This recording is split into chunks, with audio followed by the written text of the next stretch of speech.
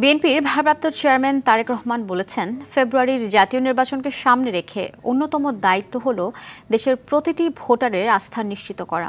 আজকের ও আগামী দিনের তরুণ প্রজন্মের আকাঙ্ক্ষার প্রতিফলন ঘটাতে গণতান্ত্রিক রাজনৈতিক দল হিসেবে বিএনপি ছুটে যাচ্ছে তৃণমূল থেকে শুরু করে সমাজের প্রতিটি শ্রেণী ও পেশার মানুষের কাছে।